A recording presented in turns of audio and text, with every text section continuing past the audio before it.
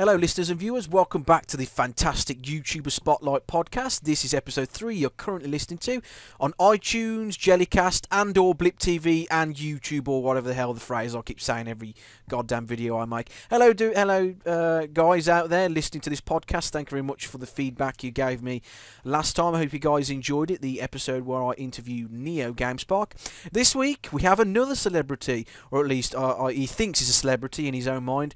It's the TheSlyDragon93, or is it the TheSlyDragon93? I've no idea. But anyway, welcome to the podcast, Tashfin. How are you doing tonight? Pretty tired. I've been preparing for uni throughout this whole holiday, so I finally get to take it easy now. And yeah, it's nice to pretty much, upload videos again on YouTube. Even though it's been just or not. Have you actually uploaded anything in the last, 5 years? I recently just uploaded a vlog a few days ago, so... Really? I haven't seen that one. You've finally came off your massive hiatus? Yeah. As I like to call it. Finally arrived off your travel. So anyway, how's university going anyway? Is that going well? Or at least trying to find a place in university. Is that going well, or is that a bit... It's just trying to please people, really, because now there's so much more competition compared to how they used to be back in the olden days compared to how it is now, especially with the tuition compared fees. To our parents. Yeah, back in the day, back in the 70s, it was a lot different back then. We can leave our front doors open and we didn't need locks back in the day. Now we need all sorts of cliches. Yeah, I'll totally get you. So it's not going. Of course, I've been talking to you before we're recording this podcast. You're trying to find a university place in animation. Is that am I right? Yes. What sort of animation? Do you have any idea of what you plan to do, or is it sort of just a blank slate, as it were? Well, pretty much. I haven't specifically managed to decide between 3D and 2D. However, with the course, what's good about it is that you spend the first year just perfecting your drawings, and then in your second year you just pick which kind of animation you want to get into. And so I think most students pretty much decide around then, because quite a lot of students seemed a bit unsure really at the start. Yeah, it's very difficult, isn't it? So you got to go through UCAS, and I think you're at the stage where you're not entirely sure. It's where to go from this point onwards. You've got to finish college, and then you go into uni, and you've got to pick what course you want to do, and student finance and all that stuff. It's very difficult, but I'd like to wish you the best of luck on whatever you plan to do. Thank you. But in the meantime, you're on our fabulous, excellent, super duper podcast that everybody listens to and enjoys, I would imagine. As you this time, viewers out there, by the way, I'm trying something different with Tashfin this time. Nothing innuendo about that, by the way. I'm just about changing the format of the podcast. Trying to make it a bit more free and easy. Try and change the format a little more. And it gives me an opportunity to practice my podcasting skills, because I'm not exactly the greatest of YouTube hosts or podcast hosts. As many will attest, you will agree with me, Tashfin. I keep wanting to restart the podcast in the past, and you can probably vouch for me on that one. I'll keep wanting to restart everything. Oh no, screw that, top that. Start again halfway into the podcast and completely redo the whole thing. So I plan to do this with you in one take. Well, this is take 2 actually. I'll tell the truth. I did actually stop the previous take, but hopefully this one will be a lot better. But anyway, now on to the main crux of things. I'm going to interview Tashfin and ask him a whole bunch of questions about his experiences on making videos on the internet and how he actually got around to the idea of actually making media onto the internet in the first place. Because I've interviewed quite a few people and talked to a lot of people I've talked to, Tash, like BDT87 and Neo GameSpark. I've interviewed them already in previous episodes of this podcast. If you wish to listen to them, feel free to do so. They are still available on Blip, YouTube, Jellycast and iTunes. Let me know what you think of them. Post them in the comments down below. I asked them about their experiences on the internet, and they're quite drastically different actually, their motives for joining on the internet and stuff. And maybe if my predictions are correct, your motives for joining the internet are going to be drastically different again. So hopefully, I think Tashfin will have a lot to say on that. That particular matter. So okay, let's get to it then. So Tash, exactly. So when did you first get the idea to start to make media on the internet? Was it sort of a sporadic thing? Was it an idea, an influence that you took from your friends? So how did you exactly start? Well, my friend created a music video of this Dragon Ball Z film, and he edited it on Movie Maker, and I thought it was quite interesting, really, to see someone create a music video from their computer, because around that time I don't think people were using the internet to its full capabilities around then, and YouTube was quite new at the time. So sorry to interrupt. Like, what year was this? When was this? 2000? Were you an early YouTuber, or is this like 2008 or 9? What year I think it was 2007. Okay, 2007. So you were that's quite early, actually. That's a year after YouTube actually came in, 2006. So you basically you got the idea because of intrigue of like a video that your friend did. Is that right? Yes, and I created one myself, and I started creating more, and then I also looked around the internet at other AMVs, and what AMVs are: anime music videos. I'm pretty sure quite a couple of people may have stumbled across some of those videos on YouTube. At first, like many others, I thought, why would these kind of videos get views? And then as I kept digging, I found some amazing videos that really showed people's editing skills really well, because they were using programs like Adobe After Effects and Sony Vegas. And so I started asking them some questions about how they got the program.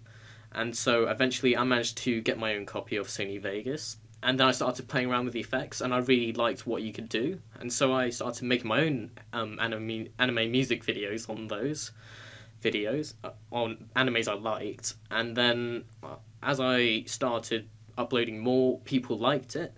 And I found some other people that enjoyed making AMVs as well. And then we all collaborated together and created a AMV channel called AMV Revolutionaries. The channel is still here on YouTube as well. We got more subscribers on that than I myself do on my own channel at the moment. And I was doing those videos for quite a while, actually. I think I was doing it for about 2 years. And then eventually it started to feel a bit saturated, really, because there was nothing more to it, really, as time went on, because people were using, really good effects still. However, I just couldn't see any more room for improvement to, make it, even better than what I made it before. And one day, I stumbled across James's video on the freeloader. Oh! You don't have to mention me too much in this, just to blow me on trumpet. But yeah, so you just before you carry on there, so you got the idea to make videos from your friends and these anime music videos, and I would imagine what sort of did you have any problems with copyright? That's one of the major problems. Not really. Around that time, I don't think YouTube were as strict on copyright as they are today. Because I think, around 2007, I think that was before Google bought YouTube. And so YouTube was pretty flexible back then with music, I think. And so... okay. Yeah. So after as time went on, the process of making these videos become a lot more difficult. But because you were early, you joined pretty early, you had a lot more freedom, do you think, in the early days compared to now? Yes, pretty much. So, as I was saying, I saw your video about the freeloader, because I was actually looking for a free video about it, because I ordered the American version of Super Smash Bros. Brawl. I needed, a tutorial on how to actually get it to work on my Wii. That was that video. That was just basically a throwaway thing I did. Purely by chance. You're in this podcast now because of a video that I made several years ago. You happened to stumble across it. It was a throwaway video. It wasn't bizarre. It was so that was the first video that you saw of my. It was just a throwaway thing, to help people set up. Because was it Super Smash Bros. Brawl that you Yes. wanted to. That's why I set up that video, and a lot of people linked to it on their site, and I think it was decent actually. I showed people how it worked and stuff like that until Nintendo ruined everything and completely, like with a firmware update, completely ruined it. But unless you buy the new freeloader, which is compatible. But yeah, everybody wanted to import Super Smash Bros. Brawl because the Americans, I believe, had it 3 months early, I think it was. I think it was longer than that. Was it 6 months? I'm not sure, but yeah. Carry on. And so after I watched that, I saw some of your other videos, and then I subscribed just for the sake of it. Really, I just wanted to see what kind of videos you generally produce. Back then, your videos were very pixelated, quite hard. I think everybody's were, to be honest. And this was like pre-widescreen, wasn't it? Yeah. I think it was pre-widescreen, that video. Yeah, it was 4:3. Hipster bitches. that was when you had your afro, I remember. Oh my god, don't talk to me about that. Terrible hairstyle. A lot of stuff you can't see now. They're long gone, these videos. That was like a channel and a half ago. But there's a lot of screenshots well buried within the archives that you're not going to see again anytime soon. Or maybe if we start making memes of each other, which we are at the moment. But yeah, so you basically stumbled across a video and then you subscribed to me. I don't want to talk about me too much, but as you were saying. So from there, you kind of. I remember you also gave shout-outs to certain YouTubers like NeoGameSpark, BDT87, and Stevie T. So I checked out those guys' videos, and they were quite similar to yours, but in their own style. And with Ben's videos, I was interested in the DVDs he picked up, because I remember he picked up quite a lot back then, and he also picked up a couple of Wii games as well that I liked as well. And Stephen also did. I remember he did tons and tons of reviews back then on some Wii games that I really wanted to get. And you as well, you did reviews of some virtual console games as well, which I think it was ages ago. Yes, I remember you just got camera and then shot at the TV, and then we just watch you voice dubbed over. That's a long time ago. That was. It was. That was back then when I didn't know how to record the footage. I didn't know how to go about it. That was one of the many hurdles I had to come across. That was one of many problems. I didn't know you could get devices, and I didn't. I wanted to get the footage properly, and for a while I just used to. Okay, screw it. I'll just point the camera at the TV and. Get the results. So I did that. Those sort of things didn't strike me as stuff that you were interested in, though. But so you basically take. I'm not going to say I'm an influence to you, but you just essentially stumbled across content that you liked, and over time you decided to make your own content similar to that, and making YouTube videos became more of a hobby. Is that the sort of thing you're going for? Well, I think so, because eventually I also started posting questions for your podcast, and you also answered them as well. And so I just kept throwing you guys more questions for your podcasts, and then eventually, I think I got into contact with Ben, actually, and I played him on the PS3. I asked for his PSN ID, and then we played some games, and then when I entered college, I had a lot more free time, and I decided why not make some YouTube videos about gaming, because I really got into gaming a lot back then, and I wanted to share my opinions on YouTube with everyone else. And so I remember on my first video, I think I messaged you, James, and NeoGameSpark, BDT87, Stevie T. I asked you guys if you could perhaps check out my first vlog and give me some advice. I'm not exactly sure how many of you watched my videos then, but then I'm trying to. While I ponder this, you can carry on.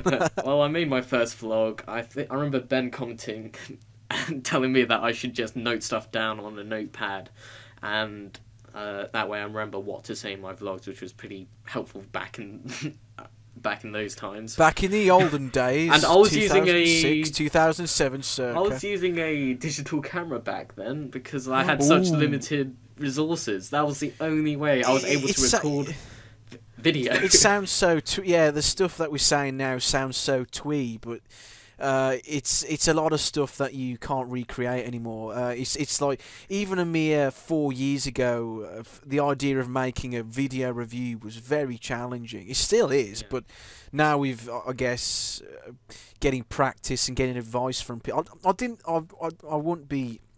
It didn't strike me as this. That you would go to me for advice, because back then I was very, very small, small fan base. I was still at that point. I think I was still I don't think I was in talks with BDT at 87 in the early days. He came a little later. I think you were first. I talked to you first, but I was still reluctant to talk to people I really didn't know that well on the internet. I guess I don't know whether it was the same for you, but it was a sort of a time. It was a sort of a time where you just can't imagine it. Making videos was very difficult. We made whatever we want. It was pre widescreen. That was unthinkable back. Looking at it now in 2012, this is early 2007. We're asking each other advice on how to make videos when basically we had no idea what we were doing anyway. I didn't know what I was doing back then anyway. I don't know whether it was the same for you. You had more confidence than me. I was actually very nervous, really. My very first time. It took me about 10 takes to shoot my first vlog, because even though I did make AMVs before then, I was actually on camera this time. And, being put on YouTube, I think around that time, 2009, YouTube really did start to grow a lot more. And I got nervous about, what the trolls would say on the internet back then, so I really didn't try to find. They haven't left. They'll never leave. And so there's probably more of them now, to be honest. Back then I was making so many videos, and then I did my first game review on a PSN game, and I used a stack of my manga books and some games to hold the digital camera and point at the TV, and then I'd record the video footage on that, and then I'd edit it on my computer, and then I think I'd use a microphone to record my voice, and then I'd just dub it over the footage. If you look at that review right now, you would barely be able to see what was on the screen. I was exactly the same. It's we're like veteran YouTubers now. It's with the things we used to do just to get a simple video review. Using a stack of books, that's clever. You use whatever you can, really. Like if you don't have a tripod or whatever, you just basically hold the camera, rest it on your lap, or a stack of DVDs really high on the floor. That's what I used to do, believe it or not. So I was pretty much the same, to be honest with you. But carry on. Have you got any more things, memories, anything? Well, eventually, as I started making more videos, I remember Ben became a subscriber eventually. And Stephen gave me a shout out on his YouTube channel, which was very helpful, and that helped bring more people to my channel. And Blue Gamer 94 particularly was very helpful back then. I think she was just starting off around then, and it was good to have someone in the same situation and same position as me at the time to go through YouTube with. It was a baptism. It's a nice to have a little. We set up like. I was just thinking, like, you wouldn't be doing this podcast with me now if the events played out differently. If I never made any videos on YouTube back when I first started, we wouldn't know each other. We wouldn't be doing this podcast. We'd be in different countries probably. I don't know. It's kind of staggering to think, just because of one simple video, everything fell together, like this little community with each other. Everybody, like this little group of people that we used to communicate with each other all the time, and make these videos and tell each other tips on how to make video reviews and stuff like that. Was it a really enjoyable experience for you in the early days to make videos, or have a community to help you out? It really was. People were much more supportive back then, and the users, they showed their appreciation a lot more than they do nowadays on YouTube. It was an amazing site back then.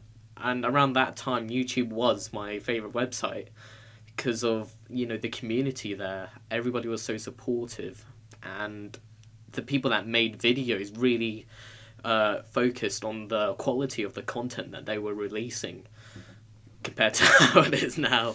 Yeah. I was going to ask you about that. So you think? So what has? I won't. I'll jump in when it's appropriate. But when do you? So at what point did you think things were starting to decline on YouTube? What exactly happened in your view that made you change your opinions of the site these days? What's changed since then, when you first started? If you can relay those points. Well, pretty much as I was making more videos, I got very few people still commenting on my videos, which is okay since I was starting off. And then I decided to budget for a HD camera, because around 2010 everybody was adjusted to widescreen and HD, and I wanted my subscribers to see me. And then I kept uploading those videos, and then when I did unboxings of I remember I bought Dazzle so I could capture some game footage. Yes, the Dazzle, the infamous Dazzle. Everybody was scrambling to buy those capture devices, weren't they? Yeah, exactly. And when I got it, I did an unboxing of it. And I'd see how in Stephen's videos and how in some of your videos you kind of went off topic sometimes, and your subscribers were okay with that. They said they were interested anyway. However, I think whilst I was doing my unboxing, I pointed the camera outside the window to show that it was snowing, just randomly. And then I carried on with the unboxing, and then after I did the unboxing, I uploaded the video onto YouTube, and then I got quite a lot of people saying, we don't care about what's outside, we care about, what you're unboxing. And I was like, okay, I understand that. People gave me constructive criticism then, which was useful.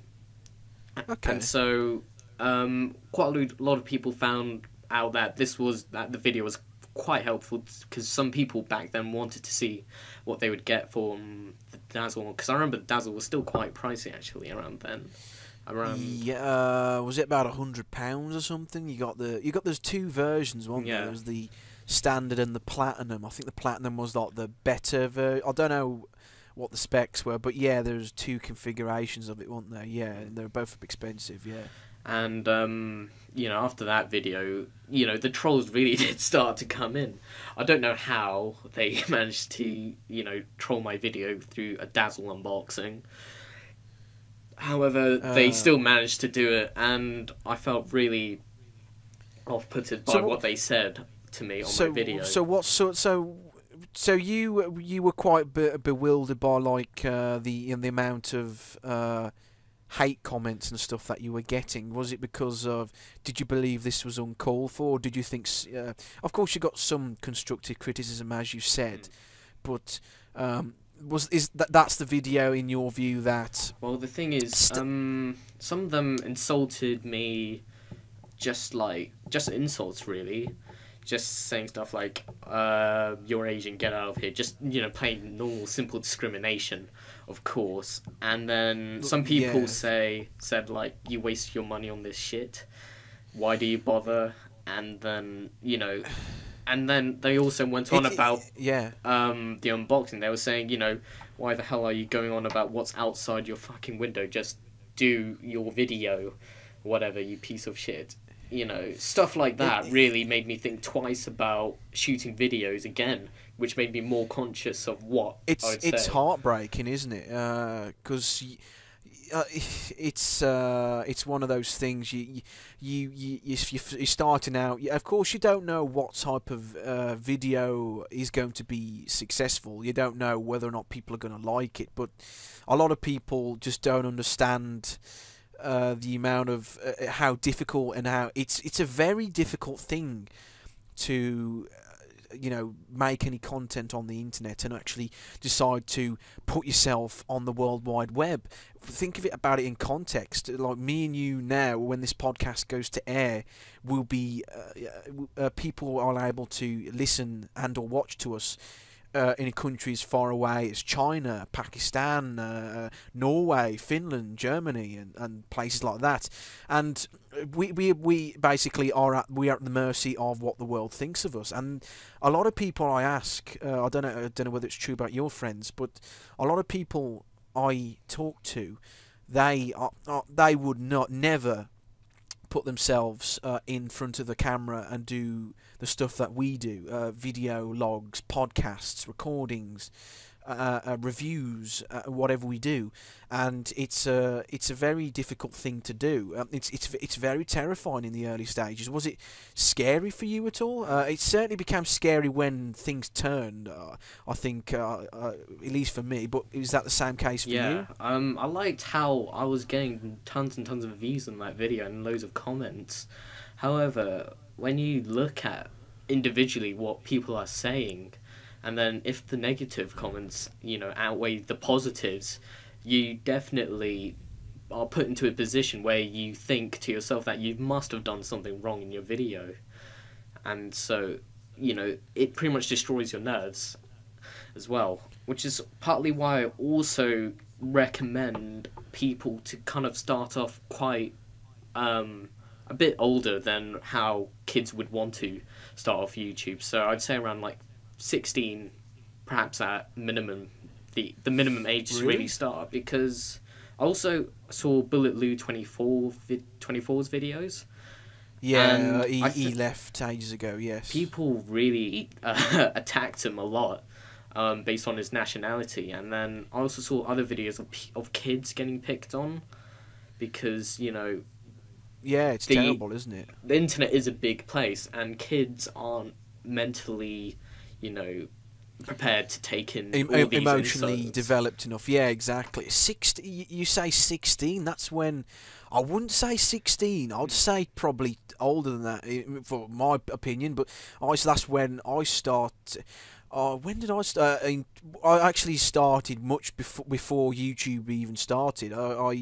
2004, maybe 2005. I was making videos as Astro under a different guise, of course. But like then, when YouTube came along, we started then.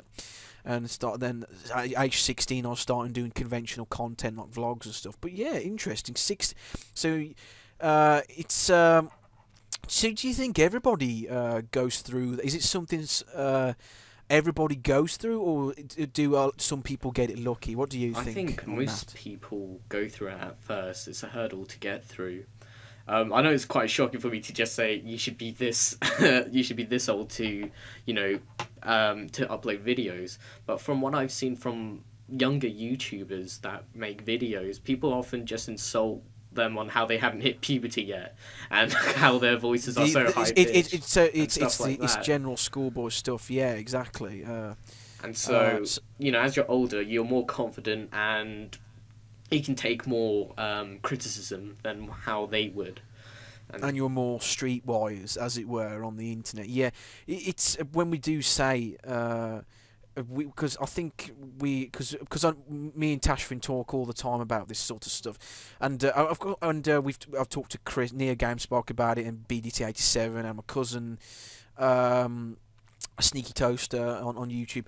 We everybody goes through that stage, of guess, of being harassed by people on the internet, and it can be quite terrifying and like quite horrific of what some people the lengths that some people will do just to ridicule some unknown, really small YouTuber that's just started out. It's even worse when you're younger, I think, because you never forget it, and a lot of people never. Some people don't recover from it, and like they decide to, because of the ridicule, they decide to shut up shop and never make any more videos again, which is a shame, because a lot of people have come and gone, which I thought they were fantastic, really funny YouTubers, and just because of someone with someone with a keyboard and like half a brain cell decides to not think it through and decide to insult this person for whatever reason. They could have blossomed into that they could be still around making fantastic videos, and they could still, the community sort of becomes smaller and dies a little, I suppose, like, because the smaller YouTuber is what makes the community great, I suppose. Do you think that community spirit is still around on the website, do you think, or is it sort of a thing that's sort of dying out? What do you think on this? I'd say it's still around, but you really have to dig through all the crap that YouTube has now to get to it. And there's a lot of it, isn't there? Yeah, there's just too much clutter on this site now, which makes it very hard to get noticed, because you also got the people that are on Google partnerships who also do video bumping as well, just to knock some new YouTubers out of the way so they can get their money and views. And, and they can easily get away with a 2-minute video just talking to a camera, whereas a new YouTuber would, they try to utilise the equipment that they have, as limited as they may be, to the very best potential of what they can make with what they got, and yet they don't get not even half nor a third of what, the partnerships get. In terms of attention. It's a shame, isn't it? It's just it's carry on. I'll it's just a bundle of insults, really, that just get stacked upon you, really, after all the effort you put through, and yet it's just really unfortunate.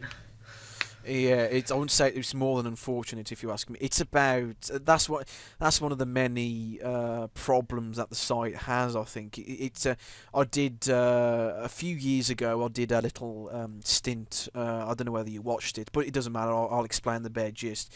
I did a little mini series called YouTube Flaws. Basically, it was a 5-part mini series where I made them really quickly. Actually, I wrote several scripts and did the videos very quickly. They were simple videos, but the message was clear, I thought, for the most part. I highlighted what I thought was wrong with the website, what was wrong with the community, what was wrong with even down to the rating system, and the unfortunate thing, and that was several years ago, in about 2009, 2008. I'm not 100% on that, or was it 2000? I'm not sure, but a couple of years ago at least. Anyway, I did the series, and it was they were really popular, and a lot of people agreed with what I was saying. But the fact of the matter is, a lot of these flaws are still around. It's still the same old YouTube. It's still the same old BS. It's still the same. If you've got money, you've got power system. Even no matter how bad or good the quality, even a lot. If you ask me, if you've got like something as shallow as looks, or if you can like. A lot of these that's why I've still got a massive vendetta against partners, because they get away with murder. I do subscribe to a few partners, which I do think they do make decent content, but for the most part, it's mostly just you've got celebrity, people who just talk about celebrities, pigs, well, basically, that you get in cheap tabloid newspapers. I don't want that. You've got people who just make 2-minute blogs. Talk about absolute nothing. Again, I do not want that. And yet these people get, which is baffling, the quality of these videos are so poor. And don't get me started on Fred if he's still knocking about. It baffles me, the quality of the content that you get on at the top end, the promoted partner channels.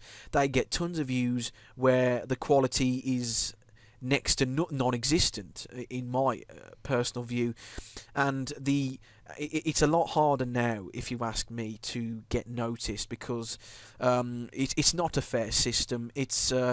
if it's basically if Google thinks you can make money, they will promote you to the high end, regardless of how good your videos are. I do admit there are some good partnership program. There are some genuine good people who made it to the top out of hard work. I don't deny that, but it's still a very unfair system, and it's very difficult to express yourself and get noticed the way that you could. It was difficult several years ago, but at least you didn't have to compete with an awful lot of stuff that you have to now. Is that the sort of situation that you're drawing? Because you might have a more positive outlook on this. I'm sort of an old curmudgeon from 2007 now, you know. Yeah, but well, the thing is, the other thing that helped me the most, I think, was that I was really open to the people that subscribed to me. I wanted to interact with them more, and so I started talking to Ben on MSN. I asked for his MSN email address so we could just IM with each other about stuff, and then after that, it was a couple of months later, he asked me if I wanted to join him on Skype, and then I was like, what was Skype?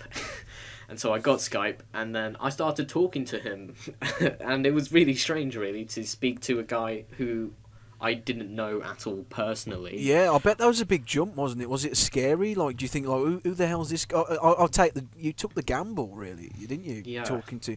The thing is, I spoke to him, know. you know, on MSN for a couple of months. Oh yes, I mean, of course. Was building up to something, you know. Each day we just talk about music, anime, manga, games, you know, all sorts of stuff. And yeah, I was quite surprised of, you know, how he, you know, wanted to invite me, even though we didn't really speak face to face, however, just through text.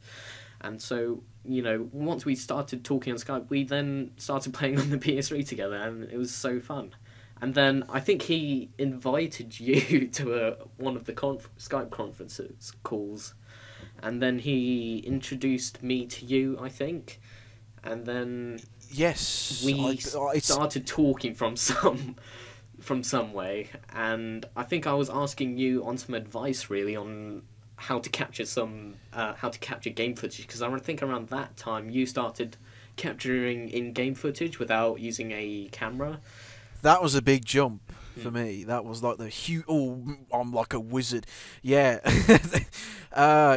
It was very difficult back then. I don't know. So you introduced me to. I think I was talking to BDT on like a text basis, but I wasn't. I don't think I was talking to him as much as you were. So I think I was more reluctant to talk to him. Because I wasn't sure. I was still at the time apprehensive about getting into talking to people other than text basis.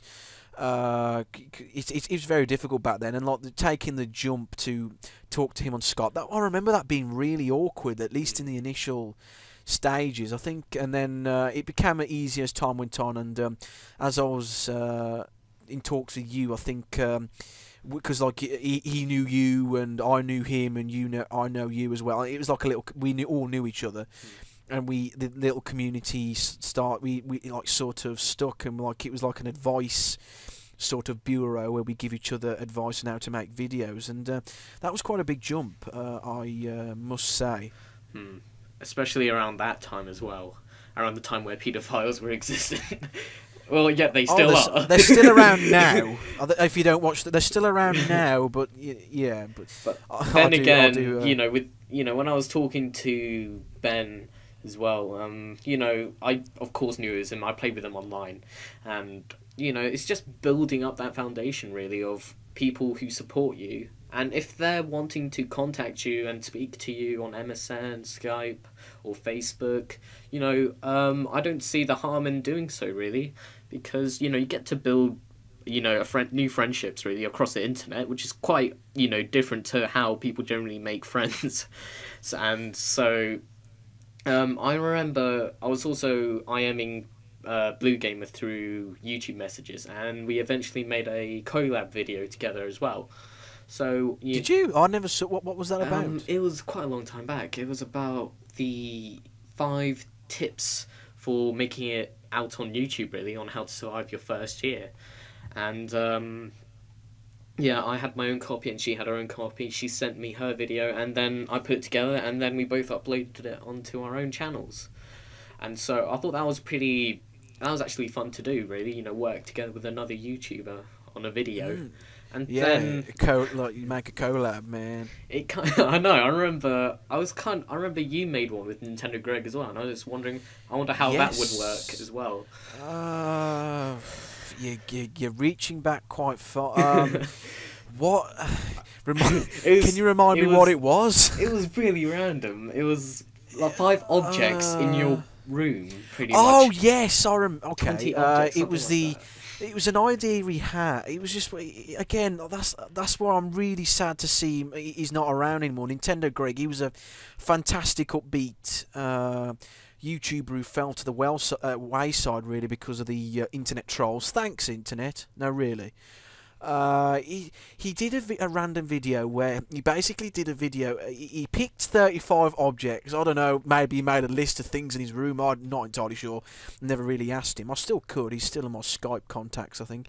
But he got 35 random objects and put them together like a cup, a controller, sellotape, speakers, game, torch, stapler, you know, that random stuff that you got cluttered around your desk, but I don't know, and it was really funny. It was such a simple idea, and so like he did 35 objects, and he thought, okay, let's do a collab. We'll do 35 objects a piece to make it 70.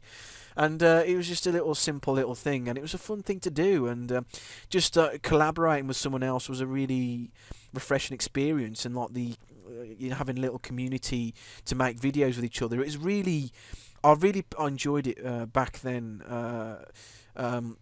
Doing collaborations with people is always good fun, and so that was the video that struck out for you. Like, did you get the idea from me to do a collab, or was that just one of the many that you saw? Just one of the many I saw as well, because I also saw Stevie T do some collabs as well, and I also remember he interacted with his friends on YouTube a lot, and you know, I wanted to do that as well because you know, I was just, you know, whenever I got home, really, you know, I wouldn't really talk to my school friends, you know, that long as I would do with you guys on the internet, because the thing is, like, when you're at school and you're trying to make friends, you have to make the best of what you got, really, out of your friends. You can't that's really... quite a pessimistic thing to say. I'm just saying, like, there's certain restrictions, really, that you can't go into as in depth as you want to. Like, for example... For example, with Ben, you know, I watched his videos. I started to slowly understand what he liked, and which was, you know, movies, anime, games. And so I couldn't really talk to my friends at all about manga or anime at all. So Ben is one of the only few people that I can actually go into proper depth about that subject in. Did you feel did you feel embarrassed or ostracized? So you were unable because were you embarrassed to talk about your interests? Yeah. And you're making videos on the internet, so you were embarrassed. Okay. Because the thing is, I was quite a shy person back then, and you know, most people around my age, I think I was around 16 when I started making videos. So most people around my age weren't really into that stuff around when I was at school. Because around my area, I don't think not many people know about it. However, on the internet, you have more different people on the internet that share your interests. So it was really great to actually have another person to speak to about that. A little escape hatch. Yeah, I guess. And the same thing with games as well. I remember I was talking to you, James. I was talking about I wanted to discuss with someone about the gaming industry. And yeah, again, not many of my friends really knew as much as how much I knew, because I also, you know, looked into, you know, what the companies are doing secretly behind the scenes, you know, online, you know, and I looked at the rumours, went on threads, talked to people like that as well. And the only way I could actually express it in person or by voice was to you, James, and Ben. So it's I never trying to remember my experience back in college. I never talked about my videos an awful lot, but then that was more to do. of course, there was an element of embarrassment about, like, the idea of making videos, even though nothing wrong with it. Of course, I'll still make them now. These videos,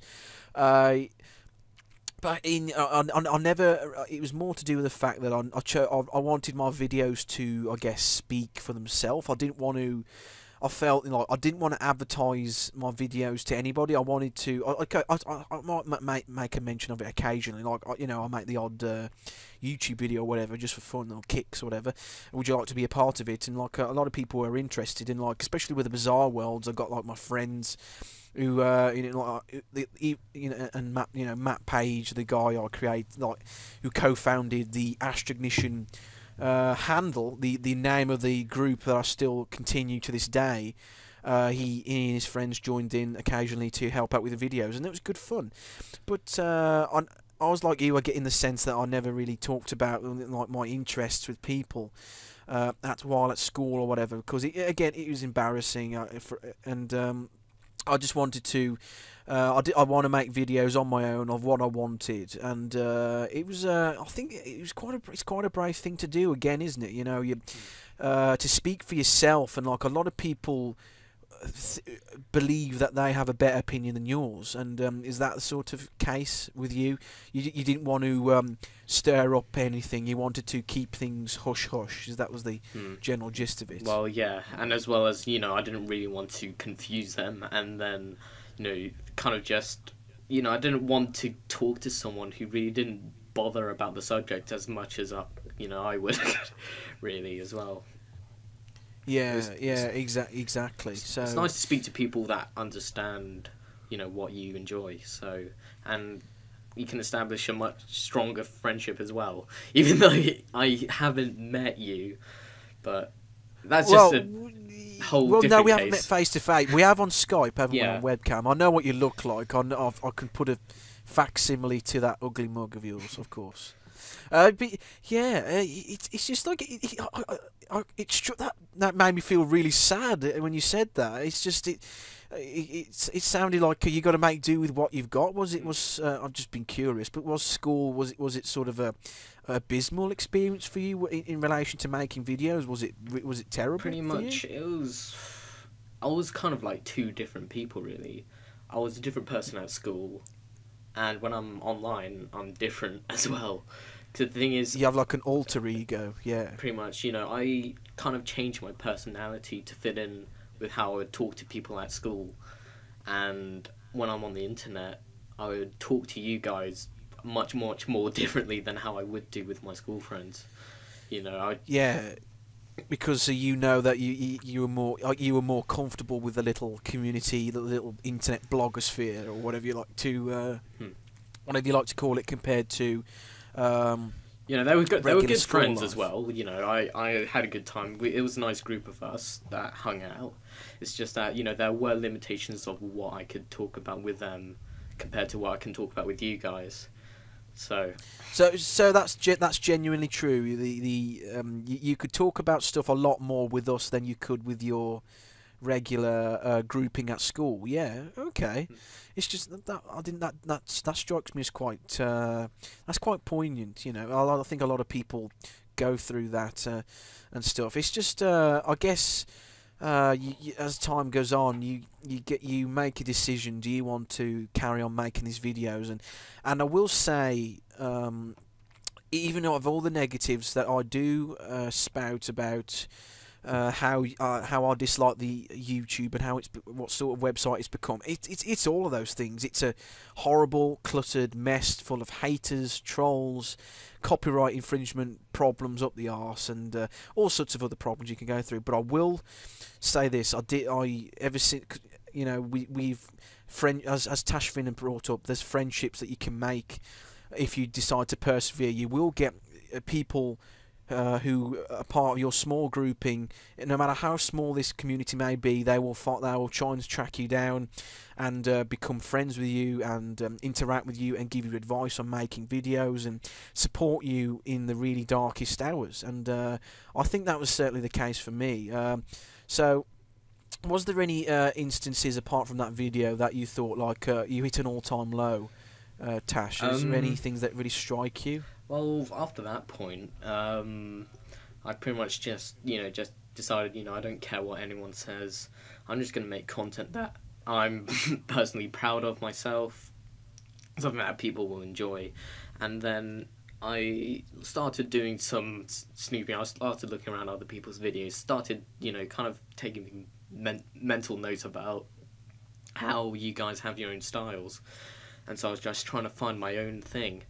And I think the biggest highlight was when I made my own Naruto Ultimate Ninja Storm PlayStation game review.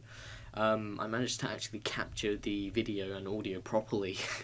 I didn't use a camera. I used a DVD recorder. I used the way that you used to capture your footage, James. And so it was a lot of work. It is a lot of work, isn't it? Especially when you first start in the whole thing, you got to get the equipment and make sure it works. But yeah, the DVD recorder. It's such a. I think we take it for granted now, don't we? Such a humble piece of technology. It's been around several years now, and it's all PVRs now. It's all Park HD PVR and Blackmagic Intensity Pro. Quite a lot of people thought I used a PVR for recording my footage because the DVD was able to produce really good quality, even though that it was does, actually, doesn't it? I think the resolution was really poor. DVD's still pretty good, isn't it? You can get 720 times by better 5. Than what I saw when I was playing it. That's the best way I could put it. And so yeah, it was really great when I when I developed a script and did the voiceovers, edited it together, and then when I released it, it got tons and tons of views and loads of comments and loads of people complimenting me on how well I structured the review together. And loads of people asked me questions on how I captured it. It was very nice to help them out. I never, it was the best feeling I ever got on YouTube, really. It's excellent, isn't it? When you finally after you've hit a downturn, you get a video where finally I've got something right. I've actually done a video that is actually passable. I've done something that's really acceptable, and it's because of the help that we gave each other. It's the advice and maybe you should script this, and then Ben says you should script it, and then I say maybe you should try using a DVD recorder, and then I'll use that as well, and then you put all this a little jigsaw puzzle of knowledge, I guess. If there's any holes in your knowledge of how to go about things, you watch someone else do it and ask them questions like, how did you do this video so well? How did you do the commentary? What sort of setup do you use? And that sort of stuff. And when people when people comply and give you help, it's the best thing in the world, isn't it? And I'll tell you this though, it took a lot of work to create that review. Creating a script, I really wanted to cover every single point that I wanted to mention in the game. Capturing the footage took pretty much a day for me itself because I was exhausted after capturing it. And you also have to connect the SCART from my PS3 to the DVD recorder, I think, and then it was just a complicating process, and then ripping the DVD from disc to the computer took several hours, and then the files were really big, several gigs, and I tried to convert the files into something smaller so that I can actually edit it on. Yes, you basically, it's a very difficult capturing footage. It's like second nature to us now, isn't it now? But back then it was such a laborious thing to do. You learn how to do it, you get all the equipment, and then you come across problems. Maybe why is the audio and video not syncing up properly? Why is the picture all crappy? Why is it flickering all of a sudden? Why is why ain't my commentary coming through? And why is this taking so long to rip? And did you come across all those? It was really difficult. And I was thinking how to actually go about putting in the voiceover over the gaming footage when I didn't really line it up in a specific order of how I'm going to go about it.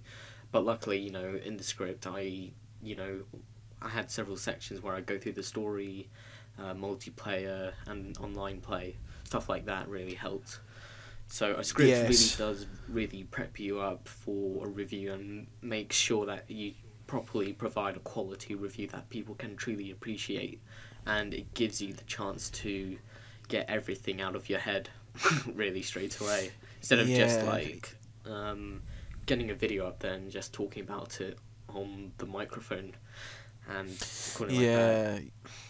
So we like it's when you first start off, there's a lot of hurdles to get over. There's an awful lot to get through, and the best. So, what sort of advice would you give to people starting off to help them along on the first get past the first few hurdles of starting out on the big scary world of the internet? What advice would you give to people? I'd say perseverance, really. You got to keep uploading more videos, and you got to stay consistent. That way your subscribers realise that you're someone that will be always available to upload a video for you, and it gives you time to practice, and you'll get better and better and better. And to also be more approachable so that you can make some friends on YouTube, and so you can be part of a community that could give you advice, and that you could also do collab videos with, because that other person's subscribers may be interested in your videos as well. And so it's another way to promote yourself as well on YouTube, you could say. And you also get on there, those shout out boxes as well, so that subscribers will see on their YouTube page and that they'll check out, because some people would like to see more videos related to what their subscriptions are subscribed to. Yeah, there's all those are good things, aren't they? Yeah, it's perseverance. That's a good thing. Yeah, of course, you've got to. Perseverance is a key asset to that. Excuse me, I keep burping. I keep drinking. I'm drinking like a really fizzy pop here. It's crazy. I keep burping. That's how professional. Yeah, that's a mistake. That's a pro tip. Don't burp on podcast. You can add. Perseverance. Everybody. Would it be fair to say like pretty much everybody's videos to begin with are terrible? Would you say that's a fair? Yeah. Just because like because you're unsure, you don't know what you're gonna do. You're not sure of your identity yet. You don't know what sort of videos you're gonna make. Maybe I think in my case, the very very very very first video was just a 30-second clip. If I can find it, I will try and put it in this podcast, but I'm not promising anything, but I'll try and see if I can track it down in the archives. But I think it was a vlog, did many years ago. Just me explaining what type of videos I was going to do. And there was tons of problems with it. It was in the dark, you couldn't even see my face. Oh, I remember I was just looking for like a white pixels of you to see on the screen. I was like, okay, that's James, that's definitely him. It's just like you basically just like a bunch of pixels to begin with. You're a virtual unknown. The video's dark. You couldn't see my face. I had a big afro. The audio was terrible. The picture quality was muddy, and also it was a mess. It was basically a tutorial on how to not make a YouTube vlog, and I pretty much covered all the bases really. Everybody starts off terrible really, and all you can do is. There's lots of things you can do, like have it like maybe before you actually make the jump to make an account and actually decide to I'm going to start making videos. Have an idea of what sort of stuff you're going to make. Did you have an idea of what you just started off? But I like these anime music videos. I'll just start making more.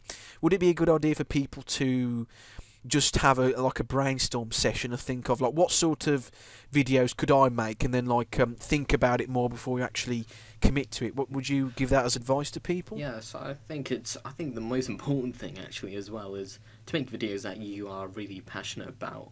Go into stuff that you yourself want to talk about, not stuff that the mainstream audience would be interested in. Even if it's a niche idea that you have, just go with it, and that way you will be dedicated, and you yourself will work to the very hardest to your very bone to make sure that you appeal to the audience that you're trying to get. It's not. No matter how, even if it's really small, try and, even if the audience that even if you're catering to a niche audience, if your video is up to snuff, people will find you and like stumble across you and like thought, oh, this guy's got really cool opinions. He's a down to earth kind of guy. He seems relatable, and I'll subscribe. And I will say, don't use spam bots, okay? Don't cheat. I mean, don't use cheats or any don't cut corners when it comes to like trying to get popular. Like, best to have it's a good idea to have a positive outlook when starting on the internet. Like, just expect people that are not going to like what you're doing, whatever you do, no matter how good the video is. Some people are going to just going to criticize you or troll you for for in most cases no reason, but if you stick with it, you eventually get a small subscriber base over time, and then you get it's even if your fan base is really small, it's the best feeling in the world, isn't it? Like when you get a regular subscription base that comments on your videos, because that's what you're really aiming for, isn't it? At the end of the day, I care more about the kind of people that are commenting on my videos than people actually just commenting and not putting effort into what they're saying. And I think, recently I haven't been uploading videos, I'll be honest, and the reason for that is that, I got really busy. We all have busy lives nowadays, and not many of us have as much time as we used to. I say I'm working really hard to get into a place at uni and to finish my course, and the truth is, I really am, putting all my time towards that, and the time I get off that is time I use to, relieve myself of the stress that I got. And the thing is, if I make a video for YouTube, it takes time to prepare for a video for YouTube, because you have to make sure it appeals to the audience you want. It takes time and preparation. That's time I really don't have myself, and I can honestly put time for YouTube. It's just that I don't want, my work life to, collapse because of, me wanting to just upload some stuff to YouTube. That's kind of stuff that I do in my free time. It's not a job for me, nor, what comes first, priority above all things. And, I am planning on releasing more videos around the summer. I know you guys joke about it a lot. I really do envy you guys. Yes, we do understand. Yeah, we do rip into him an awful lot. And where the hell's SlyDragon gone? He's disappeared. We do know, because we're all in the same boat. Really, we're just taking stabs at each other. Because you're in. I'm in a similar situation. Well, I think you're as long as you you got to make a decision. You got to try and get into at the moment you want to try and get into get a space in some sort of animation education course in university, and that's very difficult to do. And in my situation, I'm currently near the end of almost finished the final semester of my final year at university, and now once the summer comes along, I'll be essentially in the big world without a job, and that is also a terrifying prospect. And it's very difficult to when we got all this stuff over our heads. It's difficult to think of. It's difficult to release content for everybody and please everybody. So, I think Tashfin plans to make a load of videos over the summer. Maybe I also plan to make a load of videos over the summer as well. I have got some scripts on standby personally. Hopefully you will like these videos. I think they'll be different from what I usually do, and I think Tashfin has got some ideas as well, some experimental stuff. But that's another thing we can bring in. It's just if one of your subscriptions goes dead for a while, you try to think, instead of criticising them and demanding where's the videos and stuff. Try not to think about their situation. Think about their personal life? Are they busy with other things at the moment? Because a lot of this stuff is basically stuff we do on the side. This is this YouTube thing or internet thing or whatever you like to call it is a thing we do because we're passionate. We don't get money from it. We don't do it for the money. We don't get paid a single penny for this. This sort of stuff, unless you're on Blick TV, of course. But you still have to get a lot of views to get paid. But for the most part, it costs us money to get equipment, to maintain equipment. We've got to buy DVDs for our recorders. It's a time investment as well. If we don't have the time, of course, we don't have the time to record the videos. And is that the sort of situation? That's it as well. And also, it also helps when you do collab videos. Kind of, gives your fans as well something to watch, because I remember James invited me to star out as a guest in his podcasts, and then eventually I became part of the podcast. And as I was doing more podcasts, I thought to myself that I was also catering to my fans as well a little, but the thing is I would have to direct them to James's channel as well, so the thing like is, as an alternative, yeah, sort of thing, yeah. And you get more accustomed to. It's good practice as well for making videos and being more confident about yourself. And also, I think also what a problem for me was money as well, because you also need money for equipment. Something to record yourself in decent quality so people can see you. And it's time to upgrade from like VGA, I think. Yeah, that's what I did with my webcam. I got a HD webcam, and I'm very lucky to actually still have the opportunity to make videos really easily, within just a click on my mouse. And I also wanted to show people stuff I bought as well, and that's what I also intend on doing. And I'm just going to keep going, really, as long as it takes to find that audience that really appreciate my videos and that comment on my videos as well, and that leave me feedback, and more friends as well for the internet. Yeah, it's basically all this stuff we're saying. It's a courtesy thing, isn't it? Really, I think it's good to encourage a sense of community with the fan base, and that's why I detest the frivolous excesses of the YouTube site, like the paid subscribers and stuff like that.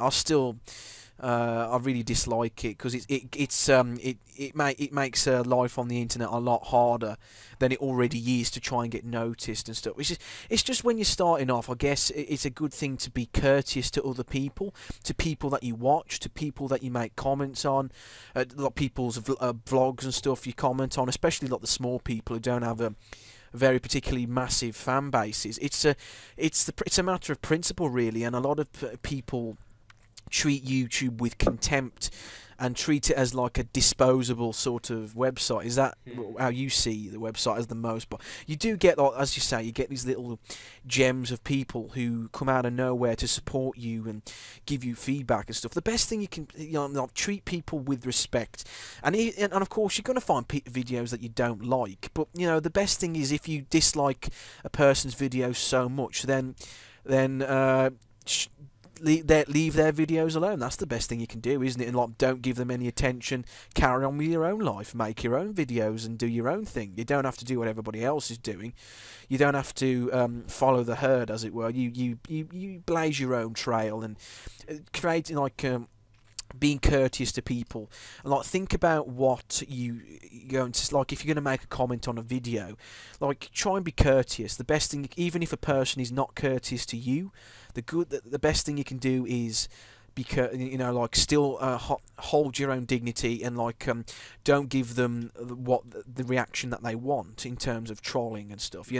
It's best to hold firm, make what you believe is good content, taking the criticism, the good criticism that people give you, because that's what you want, really. It's the people who, I've got a really small fan base, but I wouldn't trade them for the world, because the fan base I've got now, I think, is consistent. They consistently watch my videos. They give me feedback. They give me suggestions to make videos. They give me They even tell me about the stuff they don't like about my content, which is great. They elaborate on, like, okay, what do you dislike about this video, and that's everything an artist could ask for, or YouTuber or blogger or whatever you want to call yourself could ask for, really, isn't it? You want people to be straightforward with you. Is that that's pretty much it. And the thing is, I think what makes it a little difficult, which is more of an obstacle compared to all the other bloggers out there, they just go on about their daily lives.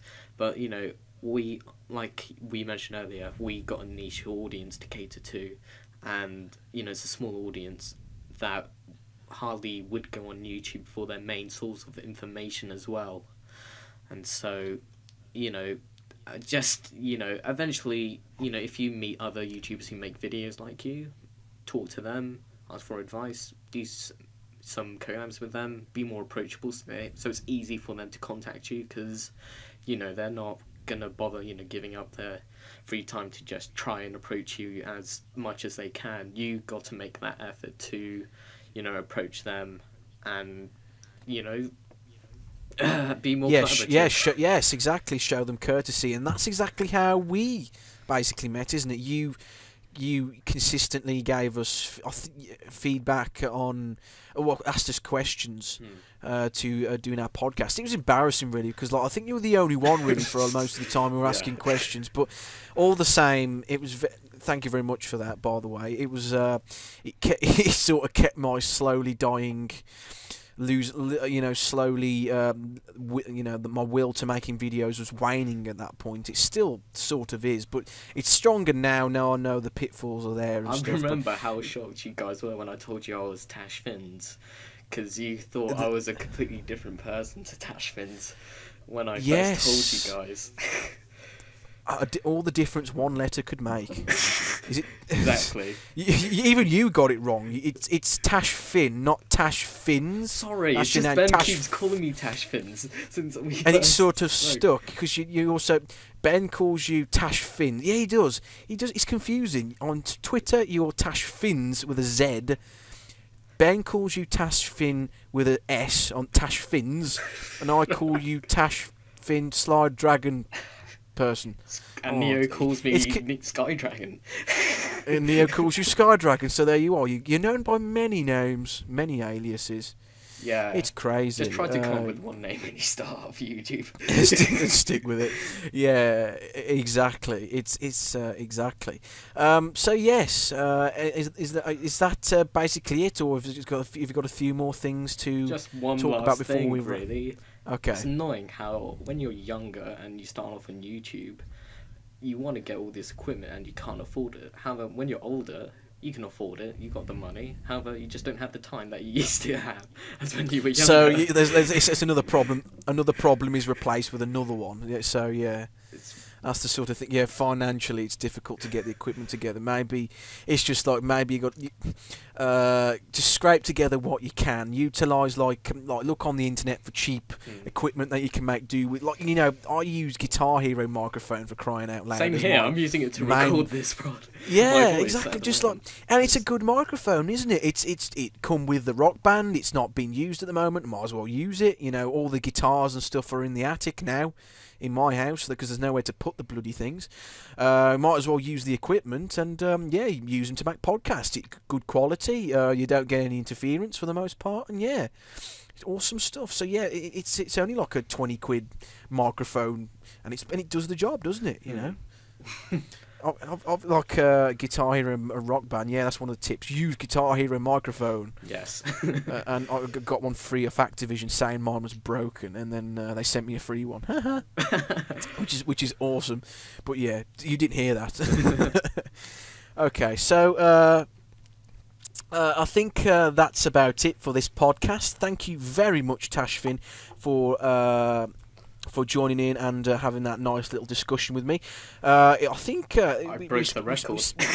We've covered a lot of ground, haven't we? And hopefully you got new people watching, or people out there watching this we'll get some information out of it and maybe some advice you can take from it. And I hope you guys enjoyed listening to us whine and wax lyrical about how life used to be back in 2006 or 2007, early YouTube life, because we've been through the pitfalls. And again, don't hesitate to ask us about any advice if you need any advice, because we've been through the gambit, or we've been through the gauntlet, as the phrase goes. So yes, thank you again, Tashfin, for joining in this podcast. I don't know who we're going to have for the next episode. We'll just have to see. But again, see you guys next time. Bye.